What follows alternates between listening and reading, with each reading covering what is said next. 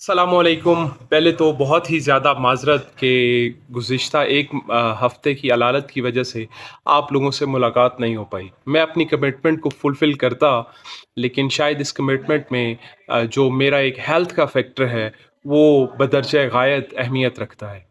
अब आते हैं कुछ इस तरफ से कि पाकिस्तान में गुज़िश्ता 1 हफ़्ते में इतनी डेवलपमेंट्स हुई हैं कि शायद जब से मैंने आपको इंटरनेशनल रिलेशंस और करंट अफ़ेयर्स पे कन्वे करना, पॉइंट आउट करना स्टार्ट किया है, शायद इतनी developments internal Pakistani system, Pakistan के अंदरूनी निज़ाम में इतनी डेवलपमेंट ना हुई हो।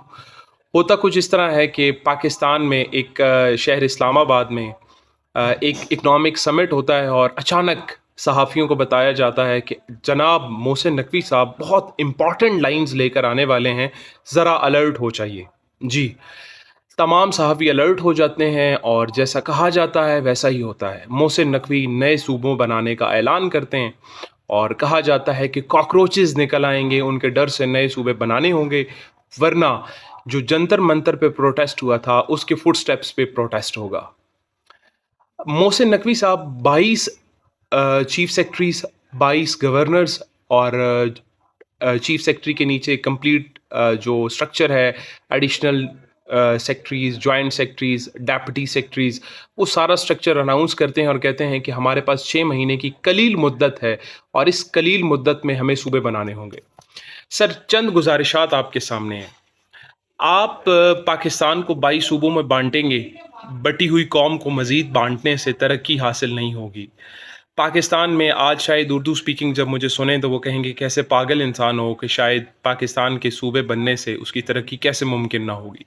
कराची वालों को जितनी तरक्की मुस्तफ़ा कमाल के दौर में नज़र आई या नसीब हुई, वो सिर्फ़ इस वजह से थी कि उस वक़्त एक मज़बूत बलदियाती निज़ाम राइज था। उसके तहत नाज़िम को, मेयर को वो इख्तियारात हासिल थे जो डिक्टेटर को होते हैं। अब आते हैं कि ये सूबाई जो इकाइयाँ हैं, ये लिसानी बुनियादों पे हों या एडमिनिस्ट्रेटिव यूनिट्स की बुनियाद पे हों, ये क्यों नहीं चल सकेंगी? जनाब, अर्ज़ यूँ है कि ये 22 सूबे जब अपनी पॉलिस, अपनी पाकिस्तान एडमिनिस्ट्रेटिव सर्विसेज से मुल्हिका डिपार्टमेंट से मंजूरियाँ लेंगे, तो जो पाकिस्तान में 2 दिन का सफ़र होता है, वो वैसे 10 दिन में तय होता है, तो ये शायद ये सफ़र तो फिर कई महीनों फ़ाइल टू फ़ाइल ये डिस्ट्रीब्यूशन तो बहुत लंबी चली जाएगी।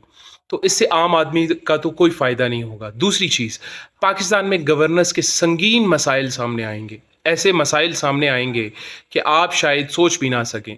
वो माफ़ियाज़ जो आपको गंदम, चीनी और जो ज़रई अजनास हैं, वो वक़्त पर नहीं पहुँचने